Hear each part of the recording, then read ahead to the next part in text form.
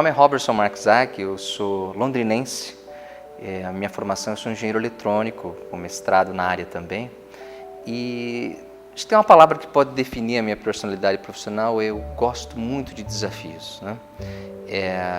Eu iniciei a minha carreira profissional numa empresa de eletroeletrônica, né?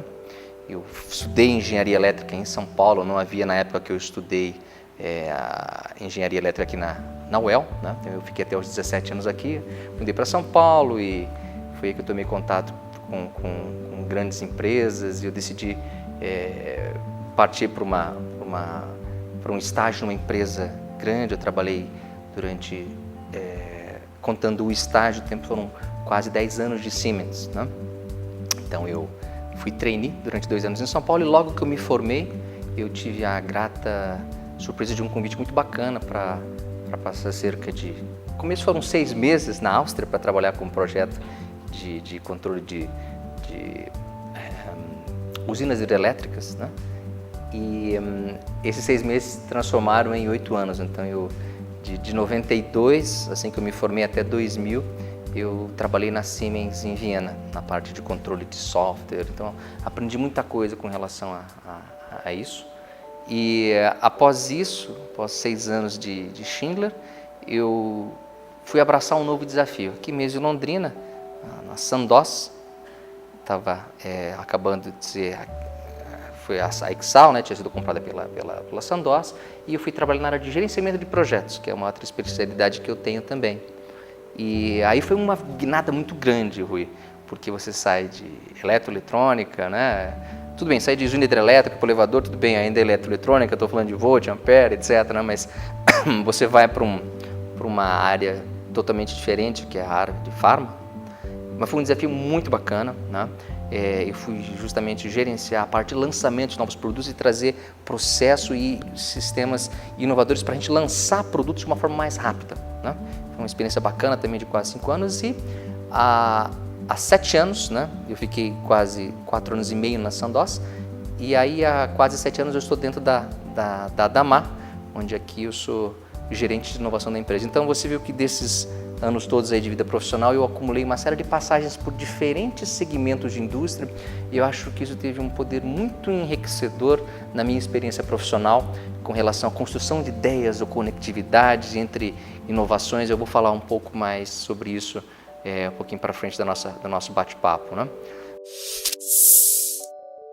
Olha, dentre os vários momentos que eu passei já na minha vida profissional, nos vários tipos de indústria e setores, acho que vale a pena citar o mais recente que aconteceu nos últimos 3 anos.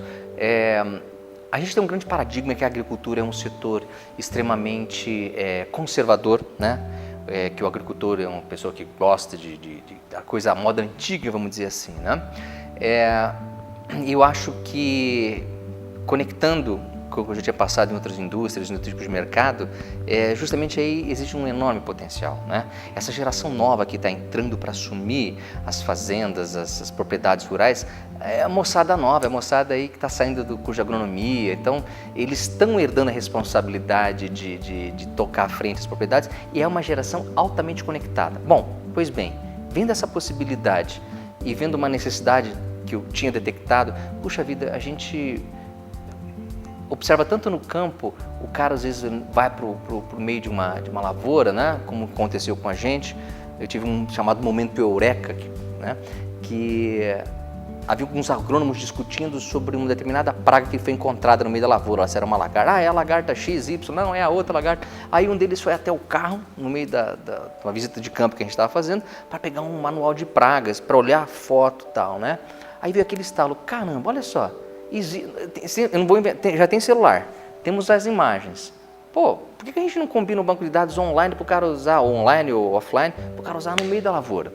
Então esse foi um momento de criatividade, né, junto com a equipe aqui, de desenvolver alguma ferramenta prática para o agricultor, né, onde a gente já pudesse conectar tecnologias digitais já disponíveis, ou seja, telefone celular, imagens, com um aplicativo celular de extrema utilidade para o agricultor, para ele pudesse usar aonde ele precisa, né? Ele pudesse comparar, etc. Aí que nasceu um dos produtos que nós temos de serviço, chamado Damar Alvo, né? E foi um momento bacana onde a gente teve que usar a criatividade, os recursos que tinha, e não era um negócio extremamente complexo de ser feito, mas a ideia, a sacada, exigiu a observação. Observar o que o cliente estava precisando, o que nós tínhamos disponível em termos de tecnologia, o que poderia ser feito. Partindo do princípio, inovação é a criação de valor a partir da transformação de ideias em um produto ou um serviço, né? Existem dois pontos bem diferentes. Um é a invenção, que trata de algo novo, mas não necessariamente vai gerar valor. E a inovação. A inovação, obrigatoriamente, ela pode ser uma invenção que vai gerar valor. Então, isso é muito importante que as empresas entendam isso. Hoje é impossível, com o tempo de vida que os produtos têm, com a velocidade como o mercado muda, com o consumidor mudando a cada vez mais rápido, né? Você vê a velocidade como são lançados produtos hoje, né? A inovação não pode mais fazer parte simplesmente de um desejo, mas ela tem que ser transformada em realidade dentro das empresas, né? E como é que isso acontece? A construção de uma cultura de inovação não é algo que acontece assim, vamos ser inovadores. Não, ela passa por vários estágios, ela passa por vários segmentos dentro da empresa, mas só para dar um briefing disso, a inovação ela envolve três fatores básicos, ou seja, existe um tempo livre que a inovação precisa para existir. Ninguém é criativo, você não pode pedir para o seu funcionário: seja criativo enquanto você está fazendo uma planilha de Excel, ou seja criativo com uma pressão. Ou seja, o tempo livre é muito importante. Existe uma teoria bacana, um livro muito bom do Domênico de Masi chamado O Ócio Produtivo, né? É justamente aquele momento que você não está fazendo nada. Pode observar, às vezes você tem uma ideia fantástica quando você está tomando banho. A sua mente está livre, ela está pronta para ter ideias, né? Então, o tempo livre é importante, né? Uma outra coisa é a diversidade das pessoas envolvidas no processo de inovação de uma empresa. Você fala, vamos formar uma equipe de avaliação de ideias, por exemplo, um comitê de inovação. Ou seja, às vezes você dentro dessa equipe, você vai ter pessoas muito parecidas, isso é ruim. Quando eu falo diversidade de pessoas, não é ter pessoas diferentes, é pessoas que pensam diferente, né? Isso vai agregar muito. Ou seja, você ter pessoas envolvidas na inovação que vêm do campo, né? No caso aqui, vamos transformar para a realidade. Pessoas que estão na ponta, na venda, cara que está na produção, o diretor, né? O assistente que trabalha dentro aqui da empresa. Então, essa diversidade seja de faixa etária, de experiência profissional, de área de atuação da empresa é muito rica. É importante você ter essa diversidade. E um outro ponto importante para quem quer construir cultura de inovação da empresa, dentro da empresa, é justamente a aceitação ao erro. Não existe sucesso sem fracasso. Então, quando uma empresa se propõe, ok, vamos trabalhar com produtos inovadores, né? E você não tem essa tolerância zero ao erro, então alguma coisa não está em sintonia, né? É como, às vezes, quando a gente está cavando um túnel atrás de um diamante, você está lá cavando e batendo, e não vai, não chega, e não achando que desiste logo depois da quarta pasada ali, né? De repente, a 5 centímetros estava um monte de diamante, né? Olha, se eu posso dar uma dica sintética e prática, antes de você se propor, vou fazer uma inovação, entenda realmente as necessidades não atendidas que essa inovação pode atender. Como é que você vai fazer isso? Observe o seu cliente, entenda o que ele está precisando. Porque a partir do momento que você se propõe a fazer uma inovação que esteja atendendo uma necessidade não atendida, um nicho específico, a probabilidade desse produto, desse serviço ter sucesso é muito maior. É diferente da empresa que fala, bom, lancei um produto inovador, né? E quem será que vai querer usar ele, né? Ache uma ideia que atenda uma necessidade não atendida e tenha várias ideias a respeito desse tema. É como você jogar, você tem um alvo, você vai jogando várias bolinhas. Quanto mais bolinha você jogar, mais chance você vai ter de acertar. Como eu falei, a inovação é um jogo de várias tentativas, né? E, lógico, com o controle devido de risco e investimento nisso. É lógico, todo mundo quer a inovação radical. O que é inovação radical? É aquilo que transforma um setor todo da indústria. Vamos dar um exemplo, assim, a geladeira, por exemplo. A geladeira, quando foi inventado o sistema de refrigeração, transformou um segmento, transformou a vida das pessoas, né? As pessoas guardavam a carne embebida na banha para poder durar algum tempo, né? Não existia o conceito de fazer comida para guardar. As pessoas tinham sempre que estar fazendo comida, o tempo. Então a geladeira mudou, é uma inovação radical. Agora, existe a possibilidade, sim, da gente trabalhar com a inovação incremental, né? Que é, muitas vezes, você conseguir olhar para o lado, que eu chamo daquilo pensamento lateral. Às vezes você tem algumas tecnologias já disponíveis e que, se elas forem combinadas de uma forma tal, elas vão gerar valor, né? Por exemplo, como eu falei para vocês no começo, o aplicativo que a gente lançou aqui, né, aqui na Damar, já existia o telefone celular, já existia a imagem, a gente só combinou as informações que naquele aplicativo ele pode ver qual produto vai ser útil para aquela praga e por aí vai. É bastante importante você ter aquelas pessoas com perfil T. O que eu quero dizer isso? Lembrando da letra T, né? Ela tem uma parte larga aqui em cima e uma parte que desce aqui para baixo. O que seria essa parte aqui de cima? É uma pessoa que conhece de vários assuntos. Ela conhece de vários assuntos, ela não domina, mas ela conhece. Hoje é muito importante você conhecer de vários assuntos e, em algum dos assuntos, você tem que ter profundidade, você tem que ter o seu T, né?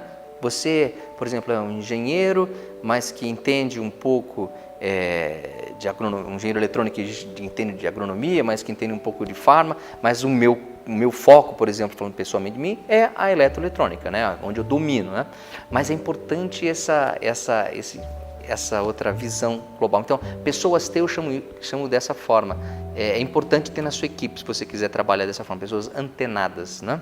Bom, a outra coisa, se você quer desenvolver algumas características, eu vou dizer para você que existem alguns pontos que você deve trabalhar, ou seja, associar, questionar, observar e experimentar, né? Esses são alguns dos pontos que o Clayton Christensen levanta na teoria que ele tem sobre quais são os pontos básicos que um inovador ou que uma empresa inovadora deve ter. Quando eu falo associar, o poder da associação é fantástico. Por exemplo, como é que surgiu a ideia do Starbucks montar essa rede de café fantástica que você encontra pelo mundo todo, onde ele te leva uma atmosfera de... Você sente o cheiro do café de longe, né? Mas a atmosfera do Starbucks é um lugar aí para relaxar. O dono do Starbucks, em viagem pela Europa, ele notou cafés europeus, cafés italianos, cafés vienenses, né? Onde o pessoal vai para sentar, degustar um café, ler um livro, ler um jornal, aquela atmosfera toda. Ele transferiu isso para o negócio dele. Ele falou, cara, eu vou criar uma atmosfera bacana, né? Você vai no Starbucks, você nem percebe, você paga R$10 num café, né? Mas você sentou lá, você gostou, a atmosfera te envolve. Então, a associação que foi usada, né? Um outro ponto importante também é o questionamento. Questionar é uma habilidade que você tem que desenvolver, né? O que é questionar? É você colocar o ponto, e se? Foi aquela pergunta que provavelmente o Steve Jobs deve ter feito quando ele pensou em lançar o iPod há muitos anos atrás. E se eu conseguisse fazer um tocador de MP3 que coubesse 1.500 músicas e coubesse no bolso da minha camisa, né? Então é esse questionamento, mas é possível? Não, como é que é tal? Na inovação é um pouco diferente, a gente tem que planejar o que vai fazer, mas a gente tem que ir rápido para a fase de teste, para que você não perca muito tempo. Se um produto chega ao mercado, né, quando a Google falava, se um produto chega no mercado sem falha nenhuma, etc., a gente demorou muito para lançar. Existem sempre algumas pequenas coisas que têm corrigidas, mas a velocidade hoje ela tem que ser muito rápida de lançamento e inclui a experimentação, né? Ou seja, como eu já disse anteriormente, não existe falha, não existe sucesso sem falha, né? É importante que isso seja observado, né? Então, teste, faça rápido, prototipe e vá logo para o campo, né? Teve uma ideia nova, vamos testar os conceitos básicos, né? Às vezes você perde muito tempo construindo uma ideia fantástica, investe muito dinheiro nela e não dá certo. Então é importante, a inovação é um jogo de pequenas apostas, né? Invista um pouquinho no teste, não deu, já muda o curso, né? E vai corrigindo, né? É um processo contínuo. Melhores momentos que eu preparei, então se inscreva no canal, curta e compartilhe esse vídeo. Se você tiver alguma dúvida ou sugestão, escreva nos comentários. Até a próxima!